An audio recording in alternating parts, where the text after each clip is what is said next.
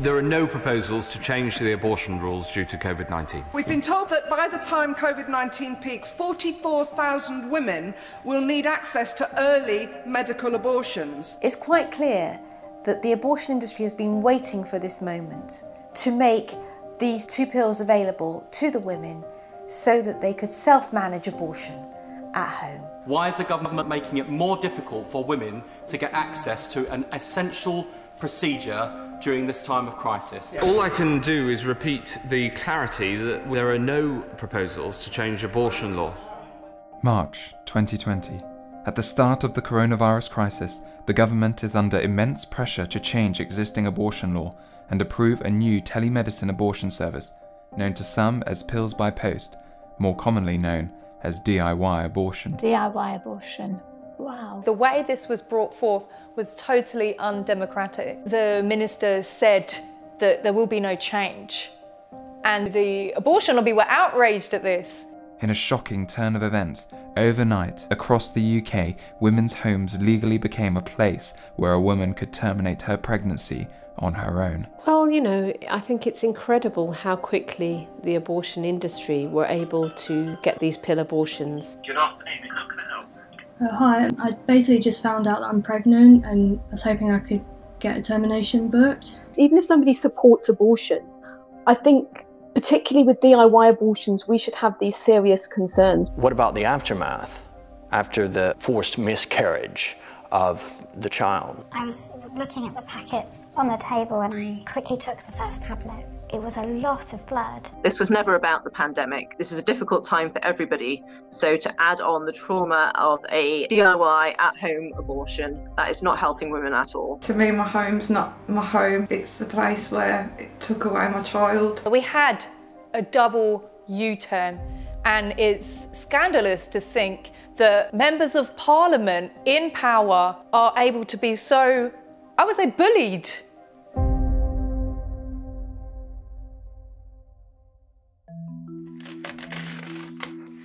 It is a very good morning to you. I hope your weekend was all right. Lots to get through this morning. First of all, what is happening about abortion?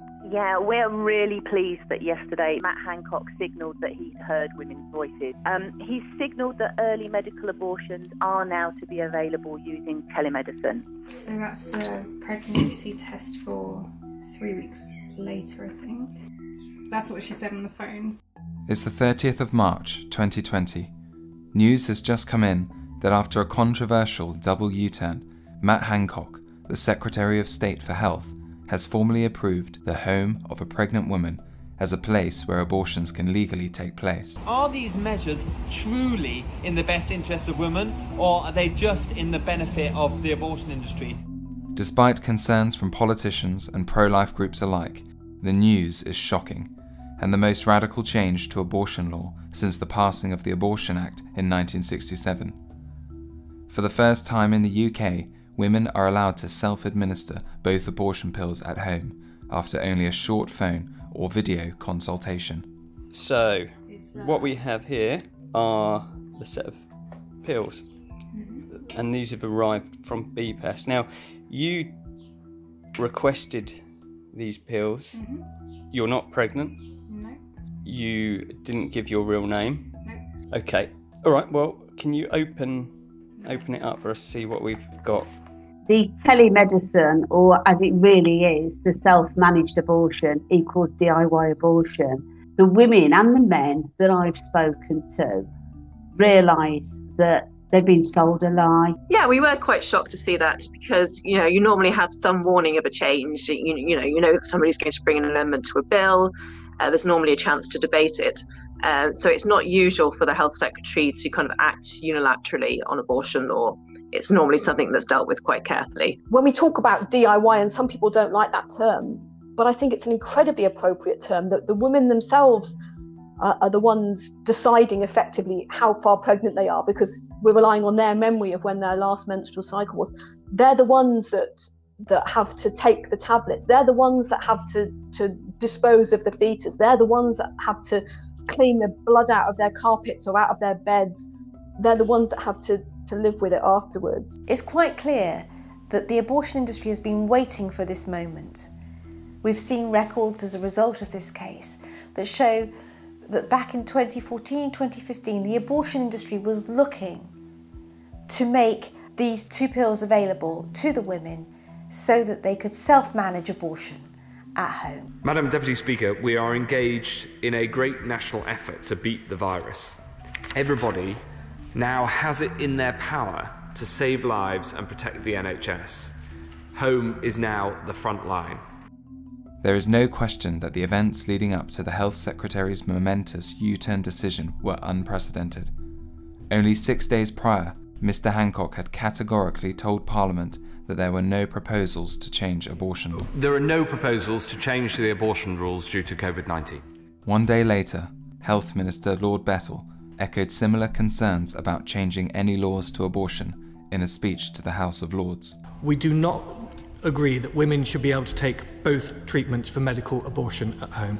Well, we thought initially that Matt Hancock was absolutely right when he said that this is far too major and important a change to just introduce without proper debate, without full consultation, without evidence being taken from all sides. The funny thing is that when the Abortion Act was passed, and up until quite recently, they used the excuse that women were trying to abort their babies by themselves, backstreet abortions, abortions at home, gin baths, and now we've come full circle. The law as it stands indicates very clearly, here are some guidelines.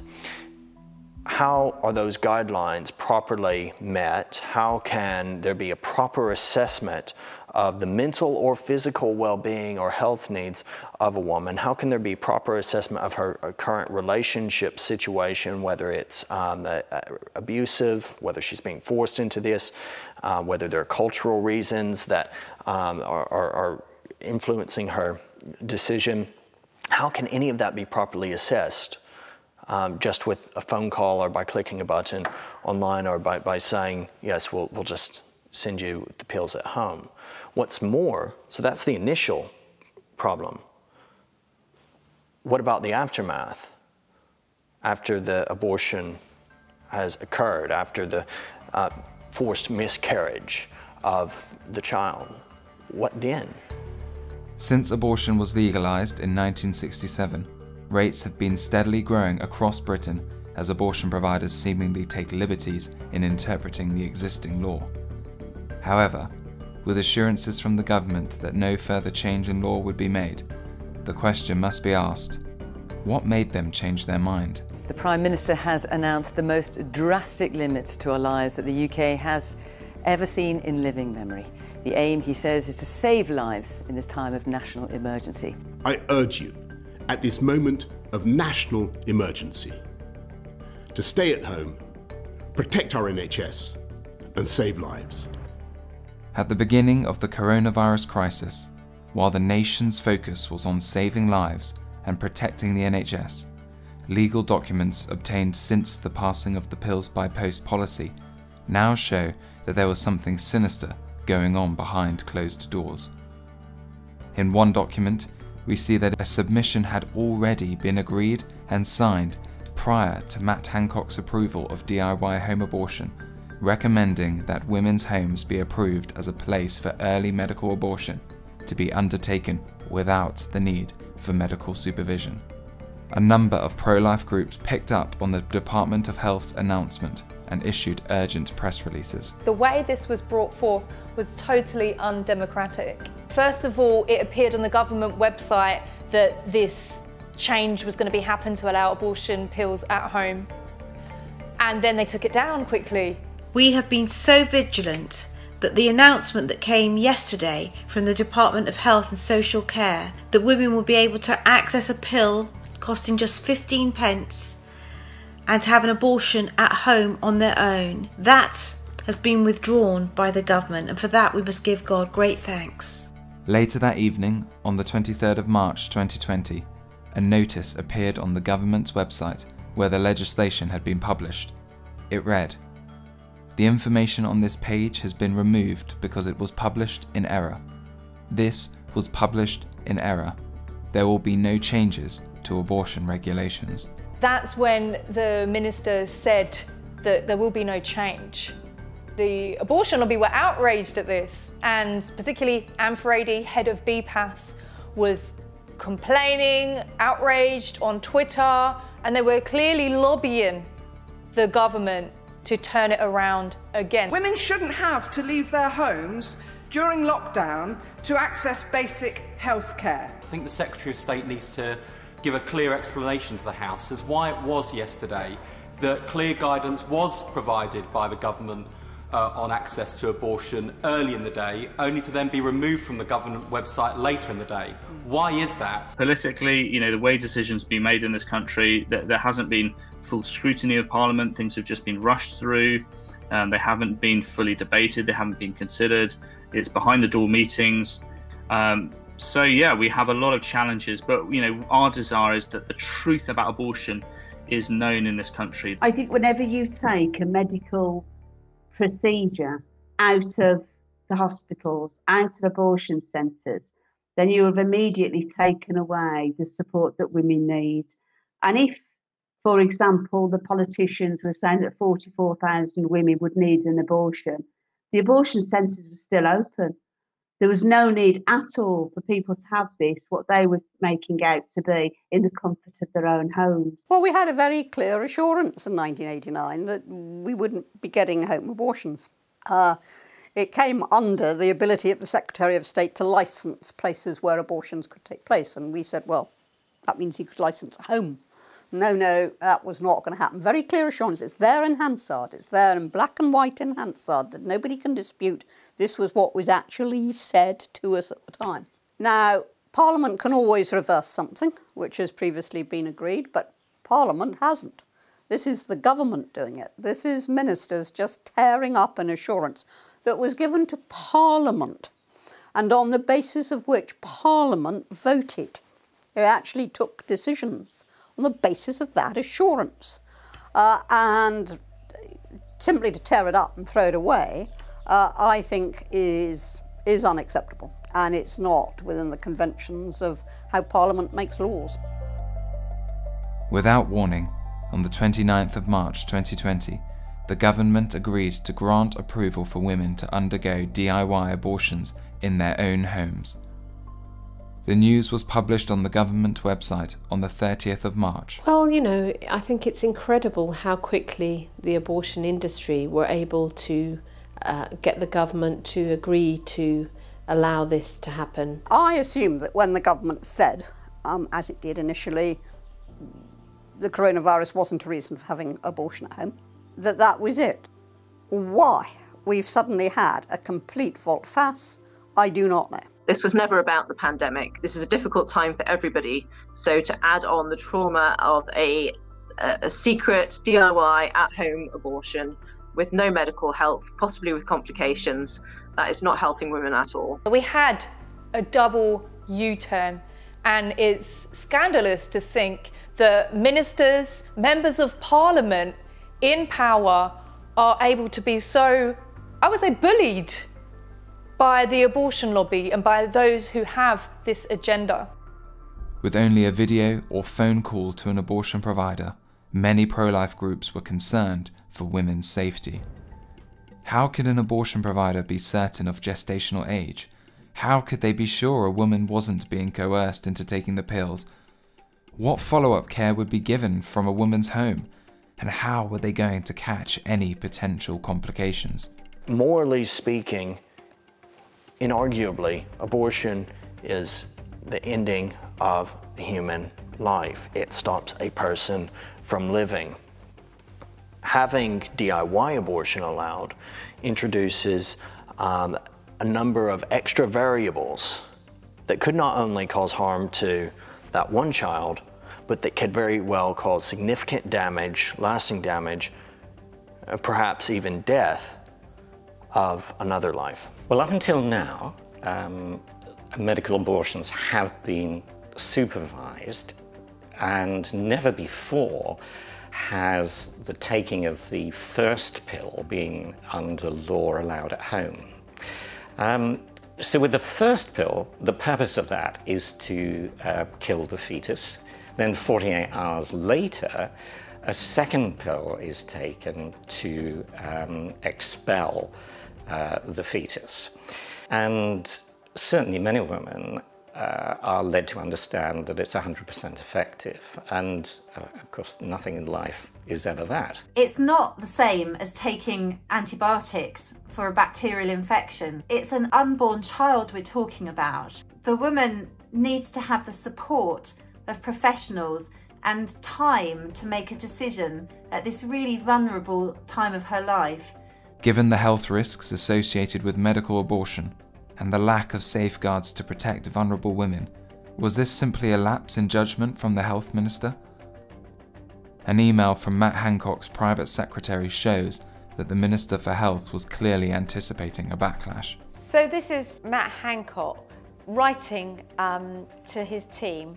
We will be allowing the home use of abortion pills with the following stipulations. Any abortion will require a telephone or e-consultation with a doctor. This change will be made on a temporary basis only and is time limited for 2 years or until the crisis is over. It's likely we will have a fallout tomorrow, depending on how this lands with the Sunday Times. So we'd be grateful if officials could be on hand tomorrow. I don't know how to make people see that that is simply not acceptable. That is not a health secretary being held to account. That is a health secretary managing possibly media fallout around a major tearing up of an act which protects life, which was there to protect life and to care for women. Over the past year, a coalition of pro-life groups, Care for Women, has come together, seeking to further expose the risks of home abortion and the undemocratic decisions that were taken behind the scenes during that fateful week 1 year ago. We want to hold the Department of Health and Social Care to account for the decisions that they have made, for this huge U-turn that they made. One pro-life group, Christian Concern, immediately began to pursue a judicial review of the government's decision to allow the service. Clear evidence quickly emerged that the service was going unchecked and women were being put at risk. Good afternoon, how can I help? Hi, I basically just found out that I'm pregnant and I don't really want to be, so I was hoping I could get a termination booked. I think we forget that the lockdown was also stressful for women, and for them to be making a decision when they're already under immense stress by themselves at home without even having that face-to-face consultation was putting them under even more pressure. Our women deserve better, and it's no service at all, it's a disservice to women. We have the option of pills, which we can either send you by post or you can collect them from a clinic. Mm-hmm. Do you have a preference? Would it be possible to send the tablets by post? The COVID-19 emergency legislation was meant to save lives, and what we've seen is a deregulated access to abortion with no proper care for women occur. We challenge this and we continue to challenge it. Oh, these are the instructions. So step 1, swallow 1 mifepristone tablet with water. What we've also exposed is that the access to pills is given in any way possible, so a woman can lie about her name, she can lie about her age, she can lie about the gestation of her pregnancy, and she can get these pills. That's what the mystery client survey showed. So you got the misoprostol, and then you have mifepristone. Yeah. So they just have it all in the same. Okay.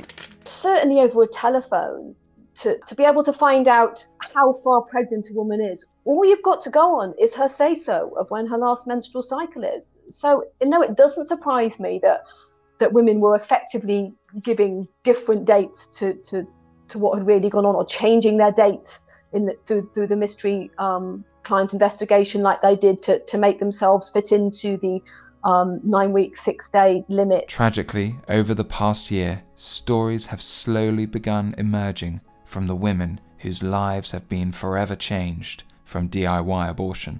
I took the final part of the medication on a Monday, and I just remember lifting up my blanket and it being like a scene out of a horror movie.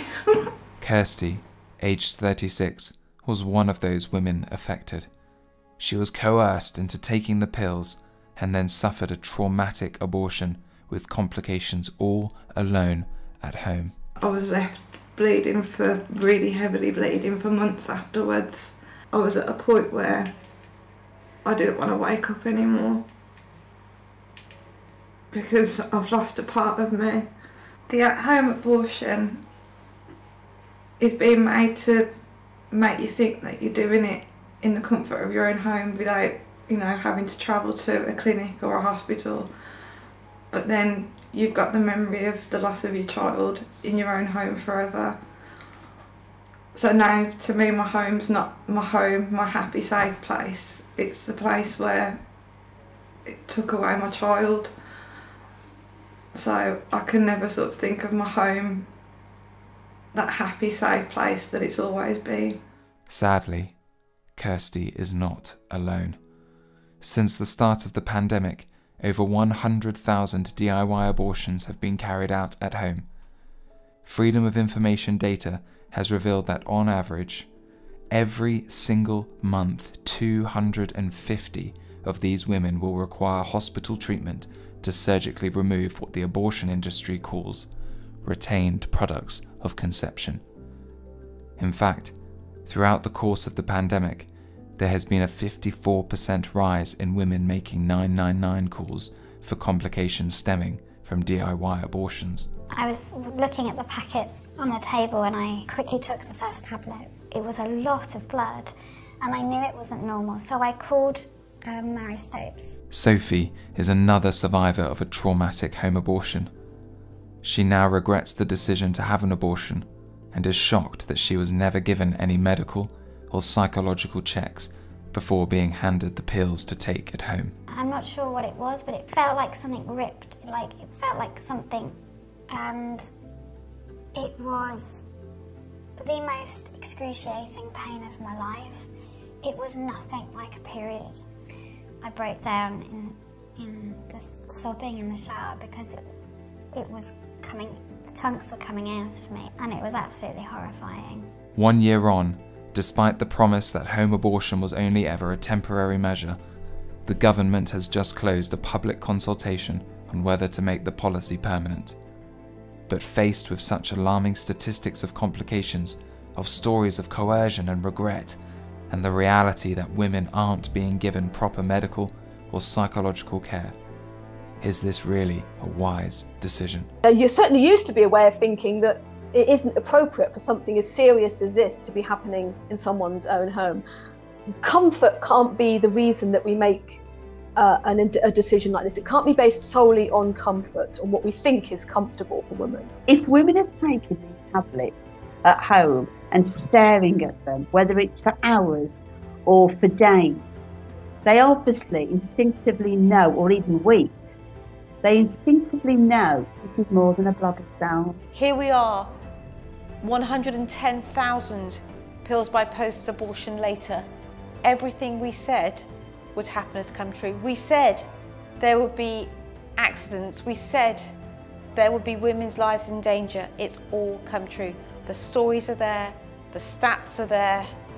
What we said the government would do is there. The message rings clear. Home abortion is not healthcare. Women deserve better.